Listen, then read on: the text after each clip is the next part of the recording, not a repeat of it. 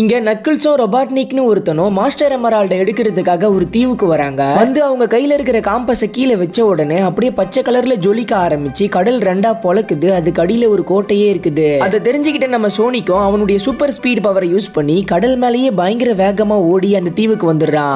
அந்த கோட்டையையும் கண்டுபிடிச்சிடுறான். அங்க நக்கிள்ஸும் ரொபாட்னிக்கும் அந்த கோட்டைக்குள்ள போய்கிட்டு இருக்காங்க. போகும்போதே பார்த்தா ஏகப்பட்ட டிராப்ஸ் இருக்குது. அது எல்லாத்தையுமே அவங்க ஒண்ணு ஒண்ணா கடந்து பயங்கர வேகமா ஓடி அங்க இருக்கிற கதவை மூடுறதுக்குள்ள நக்கிள்ஸ் அந்த கதவை பிடிச்சி நிப்பாட்டி ரொபாட்னிக்கை காப்பாத்திடுறான். பின்னால வந்த நம்ம சோனிக்கு மறுபடியும் அவனுடைய சூப்பர் ஸ்பீட் பவரை யூஸ் பண்ணி பயங்கர வேகமா ஓடி அங்க இருக்கிற ஒரு டிராப்ல கூட மாட்டாம ஈஸியா அந்த கோட்டைக்குள்ள வந்துடுறான். உள்ள வந்த உடனே நம்ம சோனிக்கும் நக்கிள்ஸும் பயங்கரமா சண்டை போட ஆரம்பிச்சிடுறாங்க. சோனிக்கு நக்கிள்ஸை போட்டு பொளந்து கட்டிக்கிட்டு இருக்கான். இவங்க இப்படி சண்டை போடுற கேப்ல ரொபாட்னிக்கு நக்கிள்ஸை ஏமாத்திட்டு அந்த மாஸ்டர் எமரால்ட அவன் கையில எடுத்துடுறான். அதனால என்ன ஆகுதுன்னா எல்லா சக்தியும் அவனுக்கு போய் அந்த கோட்டையே இடிஞ்சு விழுந்துடுது. அப்ப நக்கிள்ஸ் தண்ணிக்குள்ள மாட்டிக்கிறான். அவனை நம்ம சோனிக்கு தான் காப்பாத்தி வெளியில கூட்டிட்டு வரான். கடைசியில இவங்க ரெண்டு பேரும் ஒன்னு சேர்ந்துடுறாங்க.